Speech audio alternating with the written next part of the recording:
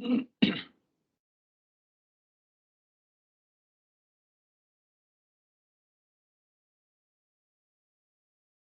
good evening, James. Good evening, Doc. Very good evening. How are you? Good? I'm fine, and how are you? I'm fine. I'm fine. Thank you. Hi, Richard. Good evening. Good evening. How are you? I'm fine. How about you? I'm great. All right. We'll just wait for a couple of minutes and then we'll start the lecture. Expect few more to join. All right. All right, sir.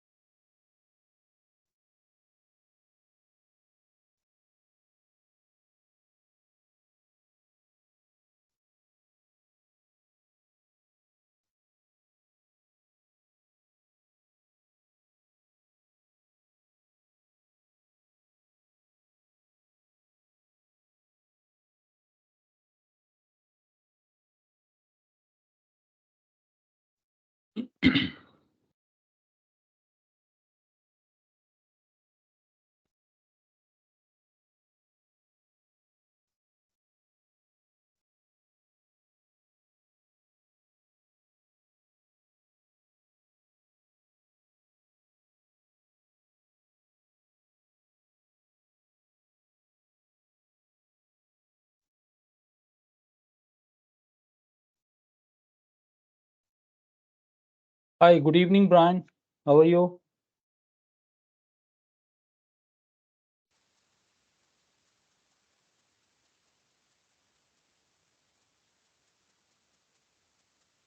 Brian, can't hear you.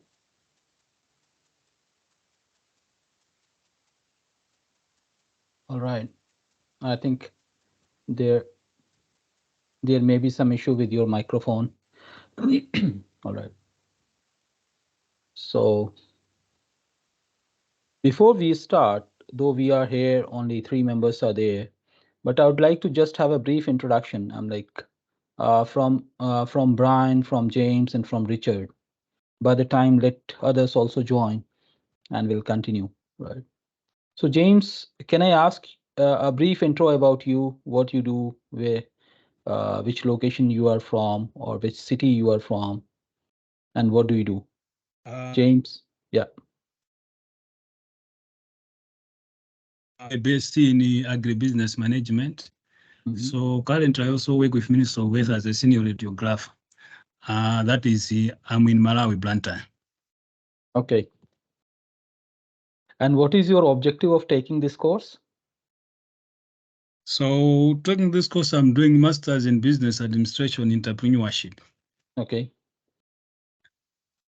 Great. That's really great. Thanks, James. Thanks for your introduction. And how about you, Richard?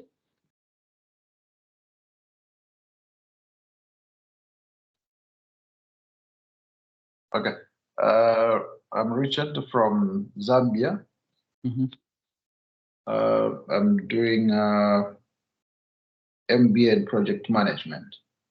MBA in project management. Great. Yes, I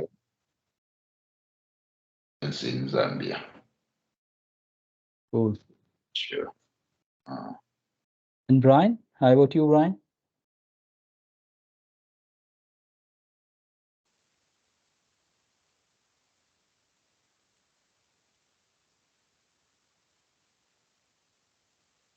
I think we are not able to hear you, Brian, but anyways. So a brief introduction about me. My name is Dr. Shakir Ali. I'm from India, and overall, I carry 20 plus years of experience in e-business, in digital, in international business, in export and import business, supply chain, logistics. And I'd been a serial entrepreneur in terms of establishing a couple of companies, and then uh, was acquired by some international giants as well. So had been doing it since quite some time. And lately, academics is something where I enjoy a lot. So just keeping that in mind, I'm here with you guys. Uh, Hi, good evening, Edmond.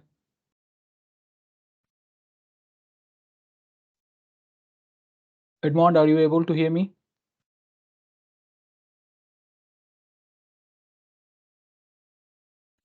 All right. Okay, very nice.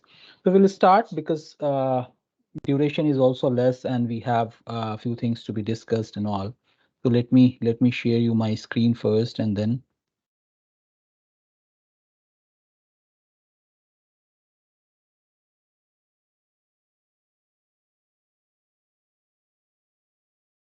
Right.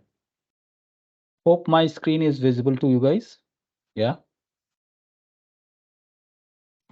Yes. All right. All right. So today we'll be talking about international business, and that is about introduction about international business.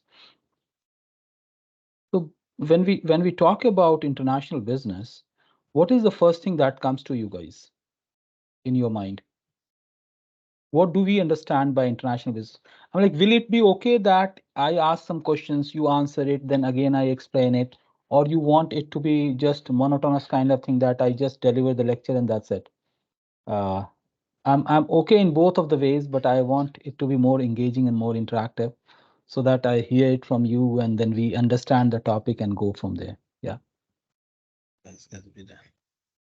All right. Yeah. So what my question was, the moment we talk about international business, what comes to our mind? What is that we understand about it? For me, international business is where maybe I can give an example of where I'm in Zambia. We are doing business with India or Malawi or another nation. That's what comes to my mind as international business. Simple Great. terms. Yeah, yeah. Great. Very good example, right? Anyone else can also contribute towards this? Any vague example is So also okay. Any vague example is also okay. It's not necessary to be exact example. Yeah, please. So we can say this can be trade of goods, services, capital, knowledge that can be across borders. Let's say Malawi doing business with India. So this is a business on a global scale. Right. Very correct. So the moment we talk about international business, that means to say beyond the territory of a country, there could be trade of product, exchange of technology or services or anything, any business which happens in outside the boundaries of a country between two or more countries in exchange of product, services or goods for benefit, for monetary benefit and other benefits for both of the countries, right? So let's understand about the history of international business. When we talk about early traders, let's look into before Christ, or even when Greek merchants start sailing a lot in in the oceans and all, right? So during that time also, when we say before Christ, that means to say BC, before Christ, also there were trades which used to happen from one country to other country, but it was more or less in a different note in comparison to what is happening right now. So it has not happened all of a sudden, right? It has happened over a period of time. I'm like, so when we talk about early traders, that was the time before Christ, or when Greek merchants start sailing on and then traveling from one location to other location, by the way of ocean and all, right?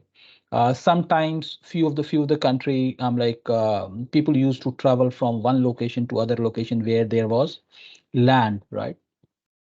So a country used to attack, or a tribe used to attack on other place for acquiring some raw materials, for some gold, or for some benefits and all.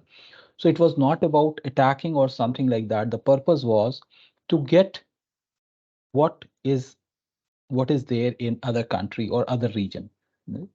Slowly and slowly, colonization start happening where post 17th century, where much I'm like, you can say the mechanical process or industrialization starts happening. And a 17th century, after 17th century, colonization start happening where British East India Company or Dutch East India or France, Portugal, Spain, and other European countries, they start invading, or they start traveling to various locations for business. And later on they start acquiring raw material and does lot of activities. They used to procure raw material from these underdeveloped or countries and take it to their nation, polish it, mechanically produce it in industrial process, make the finished goods, and again used to sell it across the globe, right? So even in the ancient age, international business was happening very much, and it's prominently being happening either through road, that means to say from surface, or it used to happen from the route of ocean, or traveling by a boat or ships or merchant ships and all, right? So that was there. But what is the need of a study of international business in current scenario? Why do we need to understand study international business? The logic is very simple, because there is no country which has, actually in current scenario where world has revolutionized in terms of digital, so there is a no territory as such, right? And to have a global presence, or to have a global advantage of technology, product, services and all, we cannot do all, we cannot start manufacturing everything at our place. So in exchange of goods or services, we start acquiring products from other locations, where, and in exchange we also start selling products or services where we are good at in our country, to the countries where they are good at. So it initially it started with the barter system, followed by that monetary exchange, and then followed by that international currency. In ancient days it was gold coins and all. So slowly and slowly it was getting happen. But in current scenario, every country, every business is basically a global, where across border territories things are happening, right? The moment we talk about international business, it is one thing that comes to us is larger organization whom we are looking at every day, right? So in case I can ask you about any example of companies who are into international business. Name popular companies who are in international business. Any one of you can name it. Coca-Cola. Very good. Coca-Cola. Great. Anyone else? Anything else? Toyota. Yes, very good. Toyota. In automobile, we talk about Toyota, we talk about Hyundai, we talk about other companies as well. So it's there. Very good. Any other line? We use soaps and toothpaste and all. There is a company called Unilever or Procter and Gamble. They actually supplies most of it in various countries. So that is again, we talk about Colgate, we talk about Procter and Gamble, we talk about Lux, we talk about any beauty bar and all, right? So there, I'm like even in field of in technology, in automobile, popularly, if I'm sure that you guys have heard about platform called Amazon, right? Amazon is again a which is doing business across the border. Safe example, when we talk about technology company like Google, technology company like YouTube, right? So all these or the platform that we are using, Microsoft Teams, they are in one country. Where are they? We are using their product or services in some other country in exchange of money, right? So these are some of the prominent examples. We talk about like laptop, we talk about mobile, we talk about Lipton tea, we talk about other tea brands. I'm like probably in your country, few other brands could be. In my country, some other brands are. But more or less, we understand that these are the products, most of these products, whether we talk about clothes, we talk about garments, we talk about laptop, desktop, wristwatches, mobile, and all, some parts of it get manufactured somewhere and assembled somewhere and then being sold. So since this international business become part of our economy, so we have to study it. And when technology or digitalization starts happening, so international business is something that we cannot ignore. We cannot afford to ignore international business. Now, in today's discussion, we'll be talking about what international business is, its nature, scope, characteristics, various approaches, why we should, advantages, disadvantages. So we'll be talking on all these lines, right?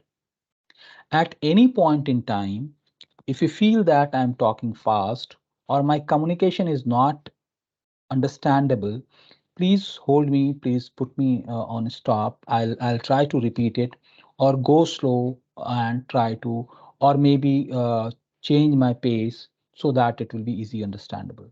I believe that I'm clear to all of you, clearly audible, clearly understandable. Am I correct? Yes, you are clear Yes. and audible. All right. Yes, Thank sir. you. Very clear. Thank you. Yeah. Thank you. Thank you.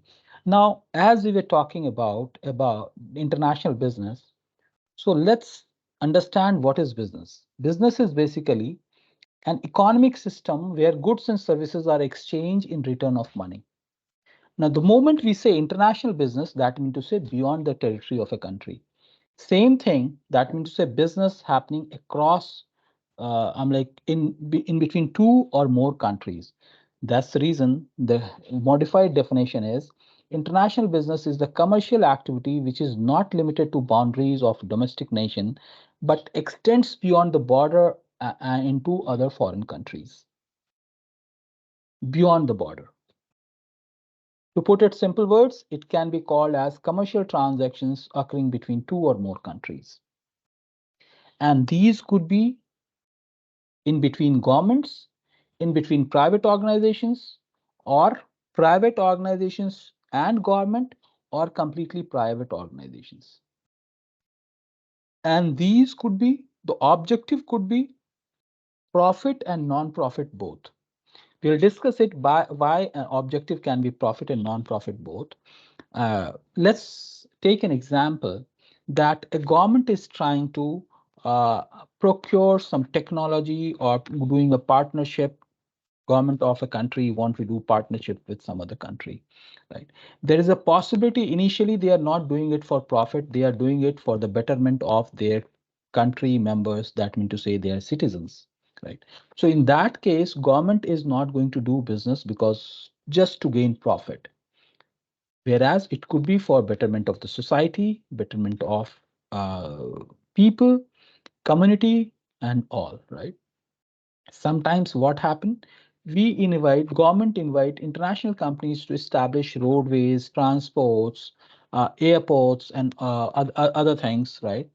It's not that from the first day government starts making profit, but it is long run, right? They may or they may not earn, but it will help economy to grow, right? So there could be various objectives, right? So it could be a profit-based or it could be non-profit as well.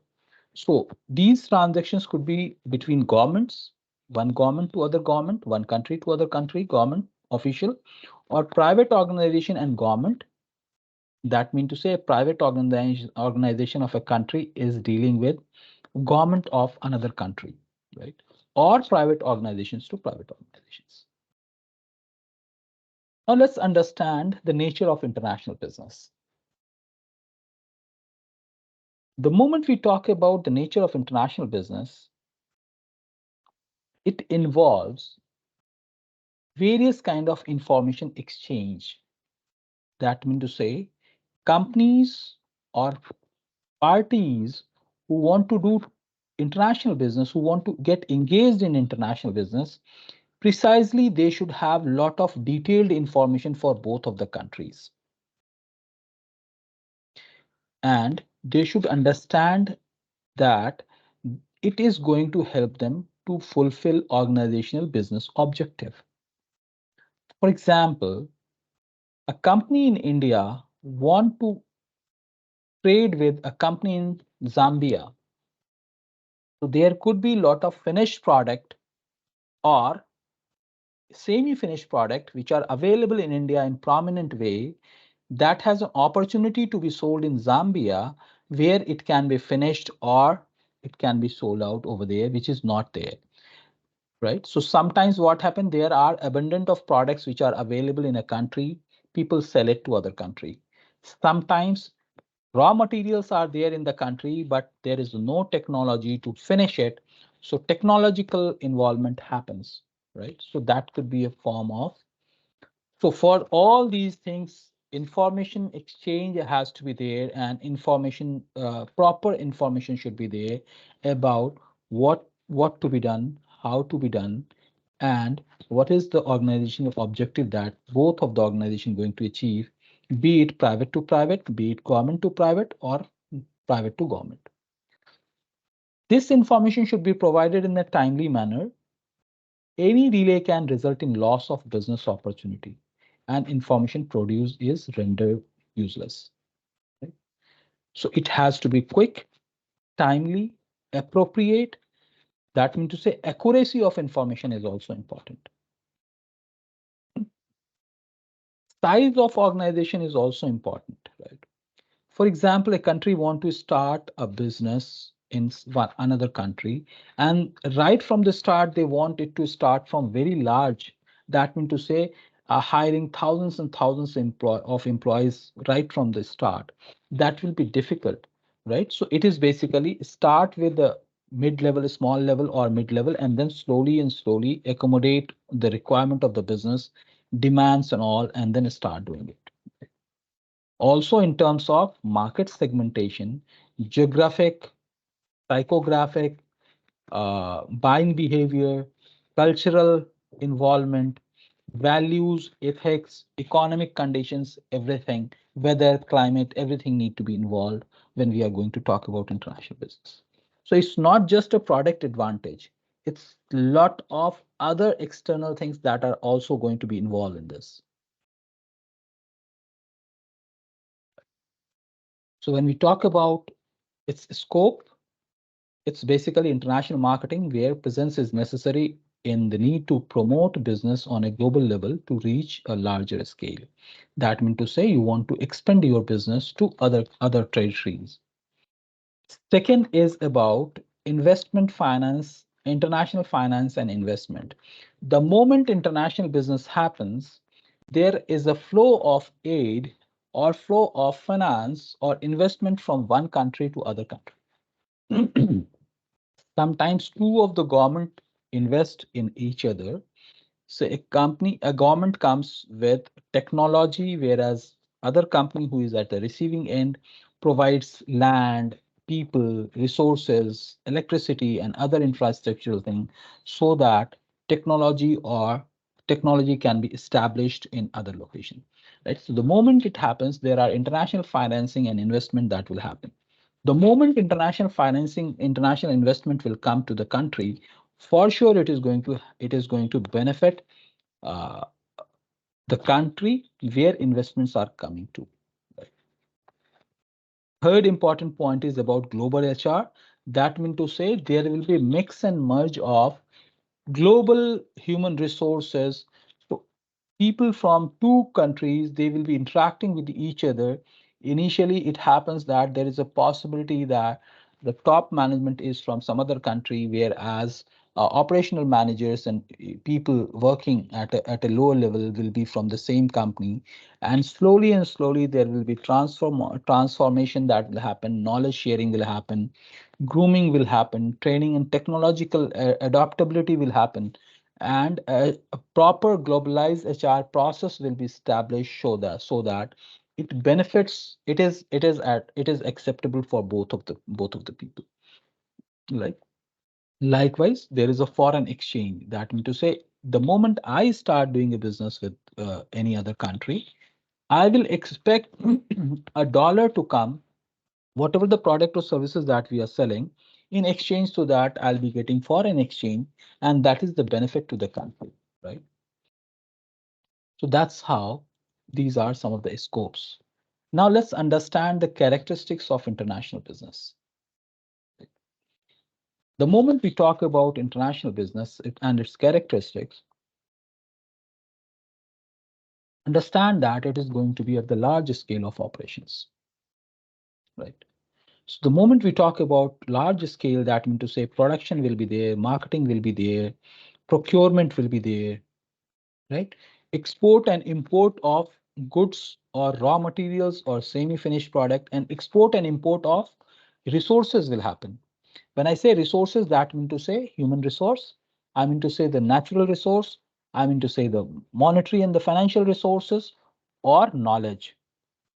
Every kind of exchange of what you say, things will happen. So it is going to affect overall process and the community at a large. Then second important characteristic is integration of economics. That mean to say multiple economics, multiple countries will be trading with each other, and it will help countries to groom themselves, their economics, their financial, their business part, laws, and all, and it will help the economics of the country to be in par with international level, right? So economics of different countries are different, but because of this international business, it will help the economy of a country to grow to a level where easy transactions or easy business can happen. Third important characteristics is dominated by developed countries, where we talk about MNCs. And what is MNCs? MNC means multinational companies or corporates. There are two things. Multinational enterprises means smaller organizations, whereas multinational companies are the larger organizations where they have their corporate office maybe in developed countries or some other country, and they are establishing their R&D or development or other subsidiary company in different countries. It helps in two ways. One is the developed country is getting a resource and at the same time getting their products developed. Now, in current scenario, software industry is something that we understand it quite better, or educational industry that we understand it very better, right? So international industry comes to your country, and then they set their industries and all, and they start providing education. Likewise, banks, likewise, insurance, likewise, airlines, all these things, right? These are some of the examples. As you guys have given the example of Toyota, you guys have given the example of Coca-Cola. So it's not that every Coca-Cola bottle will be imported from US or somewhere else to your country. They will have the main formula will remain, but bottling company will be there in the domestic country, where resources will be utilized, technology will be utilized, and things will happen, right? So with the help of multinational company culture, what is there in today's scenario, it will help better finance, technological advancement, R&D, knowledge, capital, learning, lot of things will happen. And then there is a very cohesive interaction with the resources from one country to other country, that will also happen. Sometimes resources are being sent from one country to other countries for get trained, so they get to know about the culture, they get to know about the knowledge, about the business, about various techniques, various mechanisms, and all these things helps both of the countries to grow. Benefits to participating countries. It fourth characteristics is it maximize the benefits of both participating countries. That means to say, for example, India is trying to get in partnership with Zambia.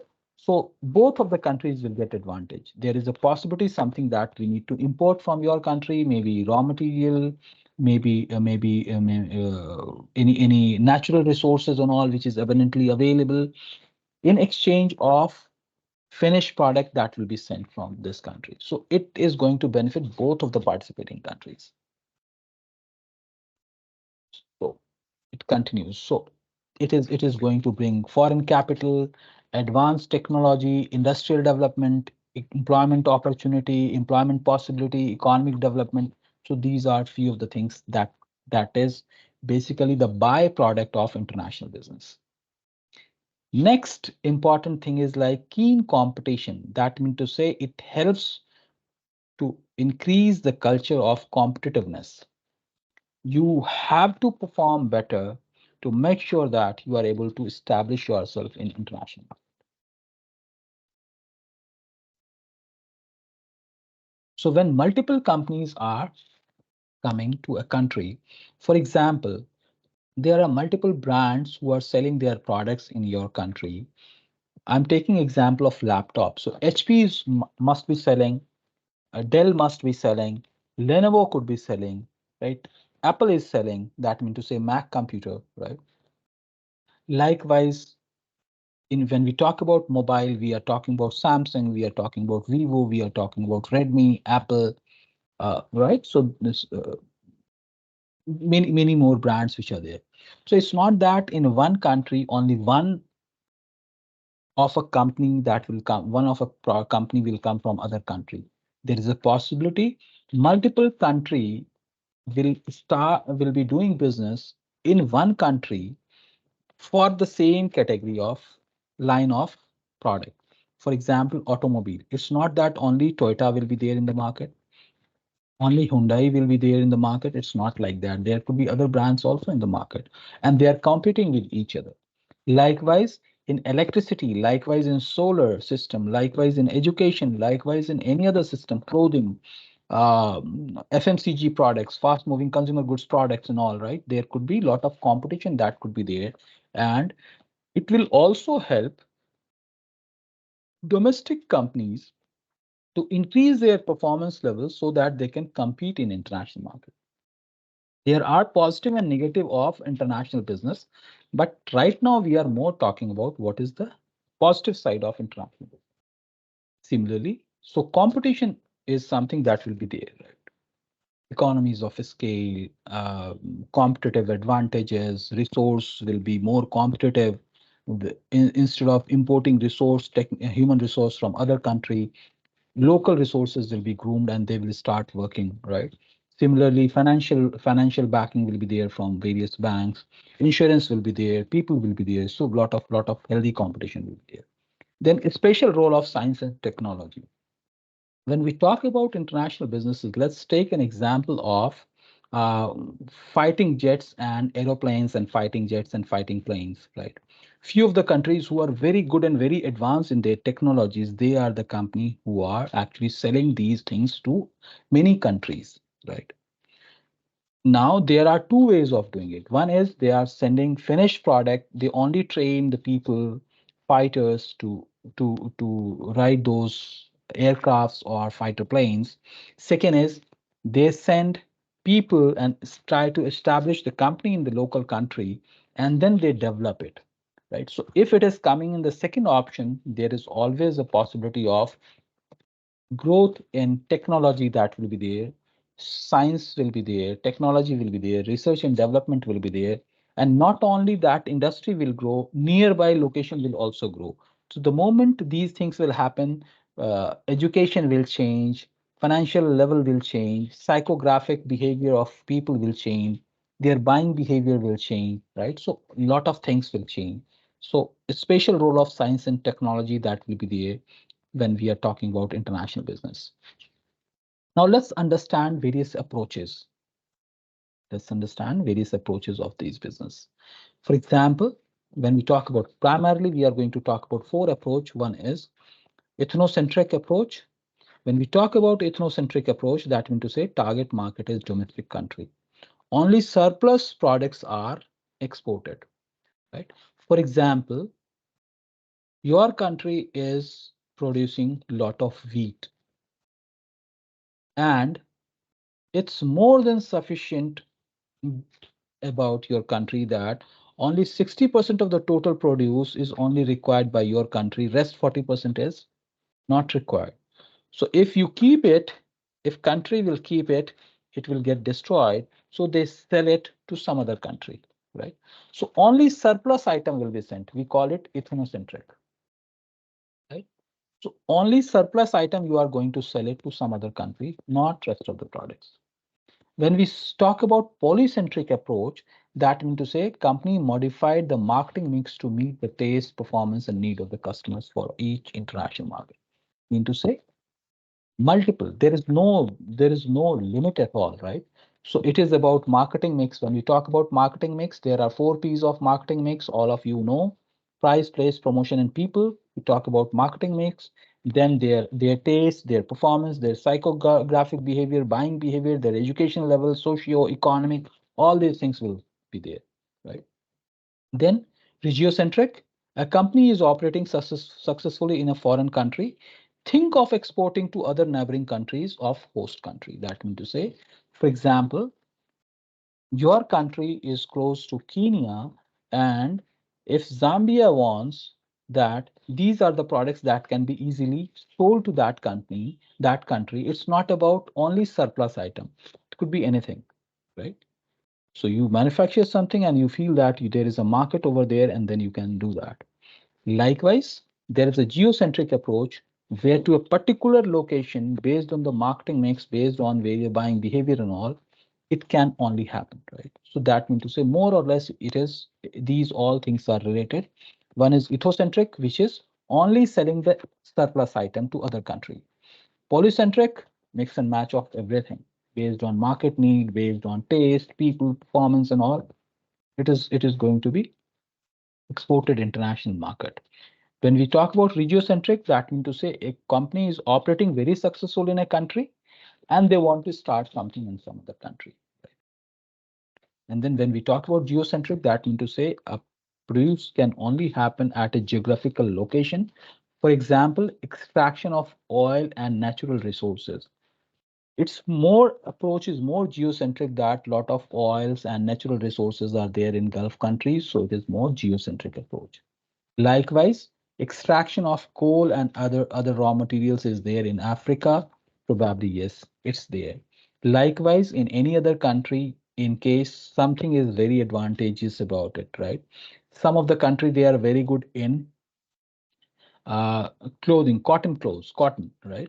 For example, Bangladesh is a country which is very good in cotton, right? So international companies goes over there to set up their factories, get those things produced. They have the technology, they improvise it, and then they get the benefit. So these are few approaches. There could be mix and match of multiple approaches as well, but these are the four broader categories of approaches.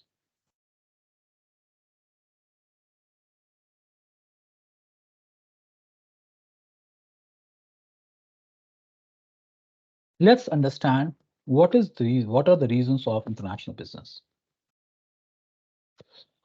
When we talk about reasons, when we talk about reasons, there could be these listed reasons or there could be many more. So first we are going to talk about these listed reasons, and then we'll brainstorm about what could be other reason of international business. So first and foremost is saturation of domestic market. Mean to say the opportunity in the domestic market is almost saturated and you want to explore to the newer market, right? For example, I'm going to give an example that I had a company which was doing digital marketing and web development, right? So when we were doing business in India, there were limited return on it because cost was we were not getting that good cost for our digital marketing services or for web development.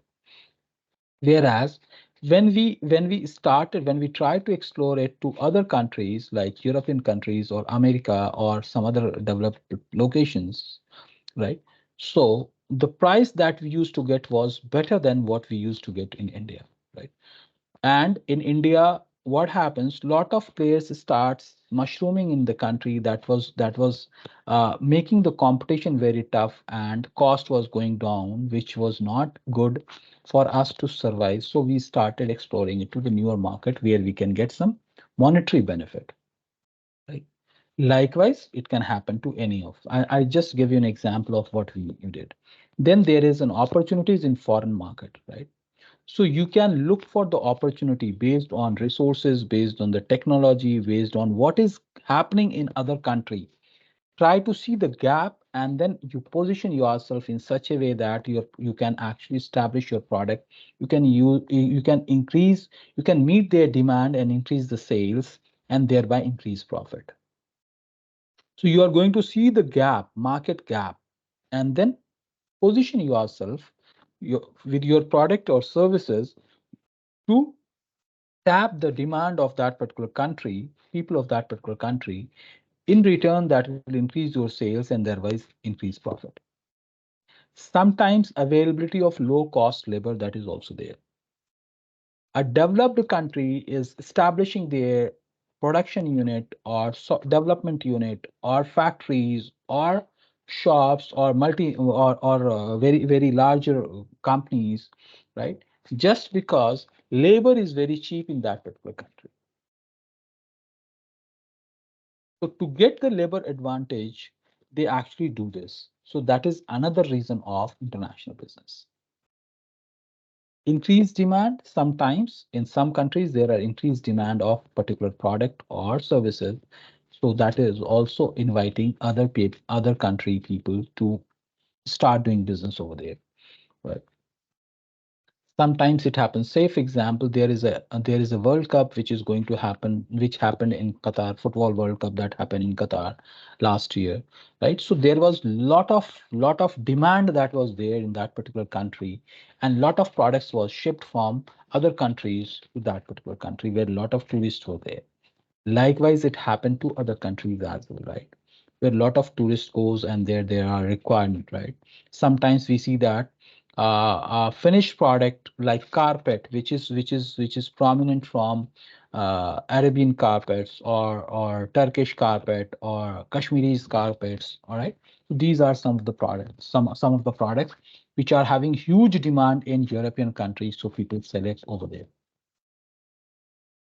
Likewise, there could be perfumes, there could be stones, there could be raw material, it could be anything else as well. And then consumer pressure, that mean to say there is a pressure from consumer that they really want something, they badly need something, right? So keeping that consumer pressure, companies actually establish some of their operations in other countries in exchange of goods and services for for better margin or for better profits, right? It could be a part of safe example. Recently, 2 years back or 3 years back in 19 and 20, there was a COVID that happened, right? In that scenario, supply of vaccine and medicine was scarcity across the globe. So there were some companies or some country having very good technological research center. They established their vaccine production unit in some of the countries, and they sold it or they tried to export it from their country to those local region. So it could be medicine, it could be vaccine, it could be education, it could be service, it could be anything. So that's basically need of that particular region's people. Now let's understand the growth, various growth advantages of international business. So these are various things that we discussed about. So first and foremost advantage is growth. There is a humongous opportunity of growth when we talk about international business. Okay. So the scope of expansion in international business is relatively higher when we compare to domestic market. Apart from generating higher revenue, it helps businesses establish diverse customer base in different market instead of limited customer base in domestic market. So it gives you wider horizon. Now let me give you an example of Amazon. Amazon.com, using that platform, say for example, we have in India, we have Amazon.in. Likewise, in our various other countries, they have their local portal, which is there. That means to say, on those local portals, local products being sold. But there is another platform on the same platform. If you want to sell it overseas, you can choose the country where you want to sell it, and this will help you to market yourself. Likewise, there are other platforms like Alibaba, where Chinese, Taiwanese, and other products from this region, they are selling the technological products on these platforms, which are being shipped across the globe. So there is a huge growth opportunity which is there, right? These are some of the examples I have given. It could be relevant for you to understand, or it may not be, right? Second important point is product mobility. That means to say product will be moving from one market to other market. It will be manufactured or produced in one market and it will be sold in other market. Sometimes finished products being sold. That means to say all assembled four-wheeler being manufactured in Germany, in Europe or in Japan, and then shipped to some other country where it is ready to use. Whereas there is also a possibility that semi-assembled part being shipped to other country, host country, and then they assemble it so that labor cost will be less, right? And then import duty will be less. So a lot of advantages will be there. So it's moving of a product from mobility means a product being manufactured in one country and sold in other countries. So there is a movement of product that is happening from one market to other market, which is also going to bring a lot of new scopes. These could be a kind of surplus production, or it could be market need based production. Third important advantage is reduced production cost. As I said, sometimes I'm like, say Coca-Cola. Country cannot import Coca-Cola from US to Zambia or to India. So in reference, what happens? Labor and raw materials being provided, and then it gets finished, it gets bottled and then supplied in the domestic market. For that, you need not to have international resources availability. Local resources can work. Labor and raw materials are there that can help you to do that. Likewise, for example, rail and road transport infrastructure getting developed. Right, in that scenario, few of senior management or senior technocrats or senior engineers could be international resource, whereas rest of the people could be local. Raw material will be local, labor will be local. That will reduce the cost of production. So these are some of the ways by which international business is going to be advantageous in terms of growth, in terms of product mobility, in terms of reduced production cost. Let's understand features of international business. All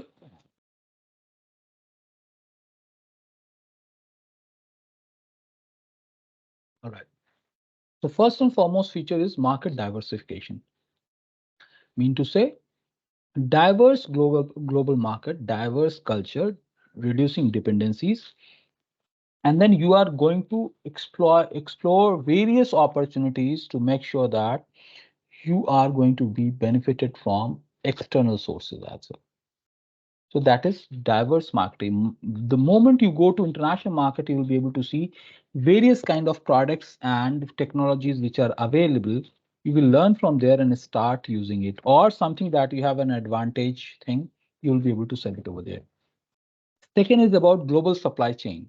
When we say global supply chain, mean to say getting produced somewhere, shipped somewhere. In between, there will be ships that will be involved, that will be aircraft that will be involved, and also there will be lot of lot of process will be involved, and its movement from one country to another country, whether it could be for sourcing of material, raw material, or supply of finished material on global level, that will enhance the efficiency and reduce cost.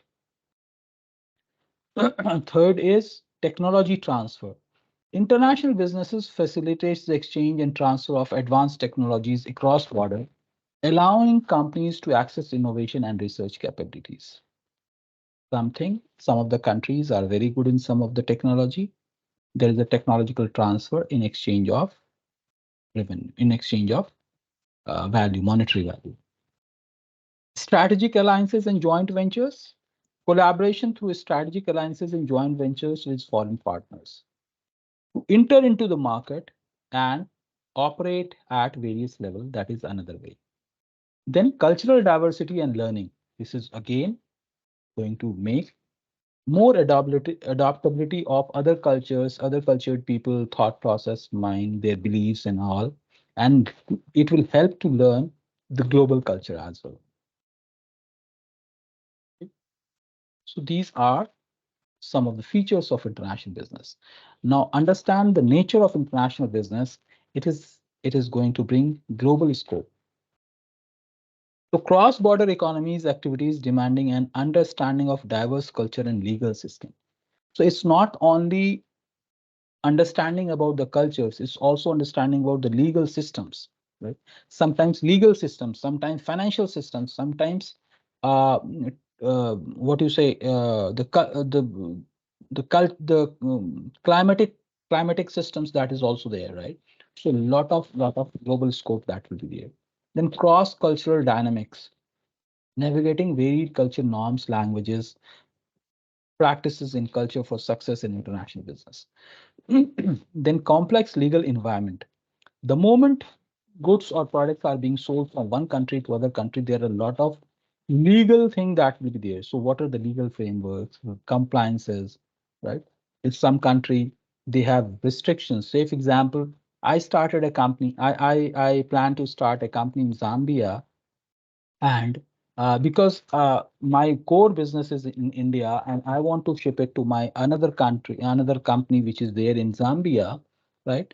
So just because that is my company, I cannot ship anything and everything from my country to your country. There is a possibility during that someone can ship illegal products which are banned in your country, or vice versa. Something which is not banned in your country is banned in my country. And if someone is going to send it, probably their laws are going to be part of it. Right? So various diverse laws, various trade agreements that will be there in compliance with both of the countries and international norms as well. Then currency and exchange rate risk. There is always a risk that if something happens and then exchange currency value varies, the someone who is going to make the payment is going to suffer more, and someone who is going to receive it, probably they will get benefited, or vice versa. So it has to be maintained in some way, which currency to use as a international for international exchange of money exchange. In local currency will be used, or international currency like dollar, euro, pound, or in yen, what to be used. So we need to fix all those things. Okay. So let's understand various forms of international business. It could be one format is export and import. Second is licensing, that a country has a license, that means to say country has the complete proprietary, the technology and all, is issuing a license to other country or other company in some other country to produce. That means to say allowing someone to produce it. Third is about franchising. Franchising means you are not manufacturing anything. You are only selling the product of that particular brand of that particular company in your country. Fourth is joint venture. Two of the companies from two different countries, they do the joint venture and start doing joint production. Foreign direct investment. That means to say a company is going to invest in another company, right? Sixth is contract manufacturing. Mean to say someone is going to give contract for manufacturing for certain time frame. Strategic alliances, that mean to say on a mutual level, they do that. I'll do these activities in my country, in exchange you are going to do these. So these few are various forms of international business that may happen. So anything and everything which is happening across the globe is one or the other part of this. Now let's understand the types of international business: import and export, licensing and franchising, foreign direct investment, contract manufacturing, international joint ventures, strategic alliances, global sourcing is also there, turnkey projects, management contracts, and international licensing and technology. Outsourcing is also a part of it, right? Outsourcing, the moment we say outsourcing, that means to say outsourcing. You can see fourth important point is contract manufacturing, which is outsourcing. Similarly, software development and its deployment, that is also there. So we can have all these things for types of business. Now, what is the objective of global business? We can say international business or global business are one or the same. The objective is market expansion, diversification of risk. That means say reducing the risk, resource optimization, technology transfer, economies of scale, brand globalization, and strategic alliances. These are some of the objectives of global businesses. Why companies go global? For getting various advantages, right? Market saturation, competitive advantage, profit opportunities, global customer base, risk diversification, access of resources, regulatory requirement, strategic position. So these are some of the reasons that help or make companies to grow. What are the advantages? Increased market potential, economies of scale, diversification of risk, access of resources, technology transfer, enhanced profit of optimization, global brand recognition, strategic alliances, many more. These are only few. Then there are certain different disadvantages. Every advantage has disadvantage as well. So currency exchange rate risk, that means to say if there is a fluctuation in the currency rate, probably even if we are going to do business, there will be a lot of financial burden that will be there. Political and regulatory risk, in case two countries have a political differences, it will be a problem. Cultural and language barrier, we understand that.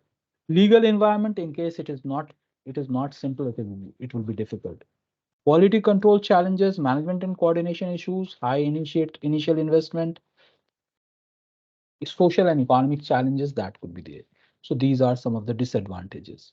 Problems, political factor is a major problem. Regulatory issues, cost and pricing strategies, universal payment method, that means to say accepting the single payment method for anything. That is again logistics, shipping from one location to other location. International restrictions, some of the countries, in case there are trade restrictions and all, you cannot ship it directly, and sensitive natures. Right? So these are some of the problems for international business. That's all from my side, guys. Keeping the interest of the time, I just tried to cover these pointers so that I could be able to do justice for you guys in terms of providing uh, knowledge about what is international business, its type, its quality, advantages, disadvantages, various formats of international business, why to do international business, what could be various formats of doing businesses globally. It's not only selling surplus product, whereas there could be various other formats of doing it, right? So that's all from my side. Let me know in case you guys have any question, because we are almost end of the time as well, right? So let me know in case you guys have any question. I just have one question in terms of Please. in terms of the notes, or maybe the slide. Come again? The question is to do with the notes. Mm-hmm. Are you going to share? You mean to say that whether You mean to say whether I'll be sharing this PPT to you guys? Yeah, Yes.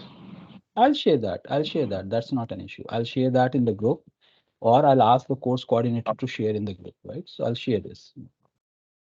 All right. Thank you. No problem.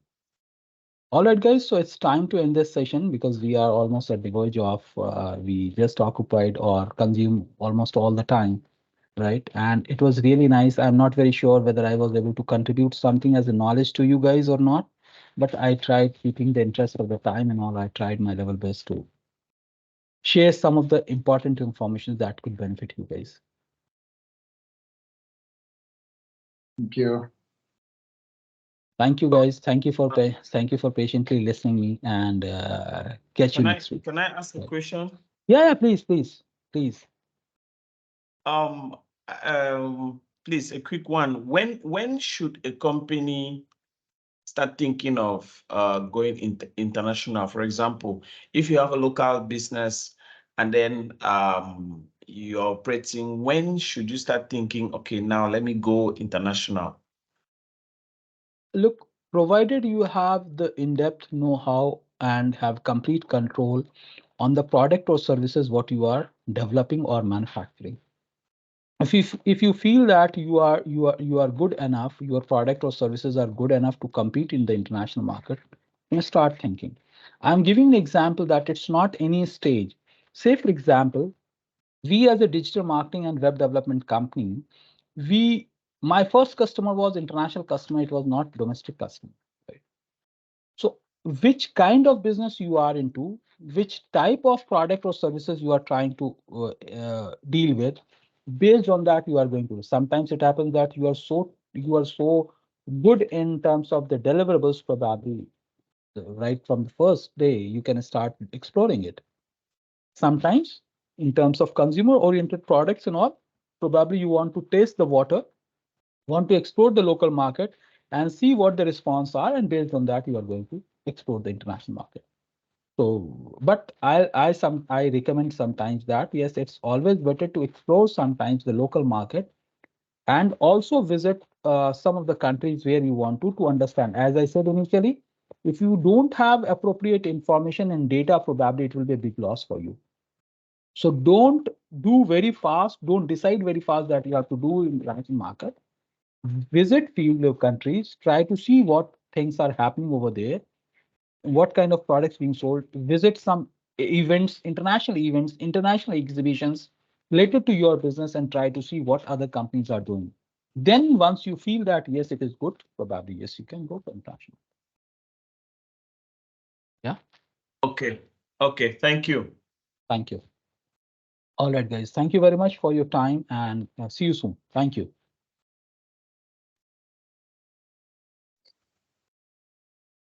Thank you. All right. Thank you. This is very interesting lesson, international business. Thank you. Thank you.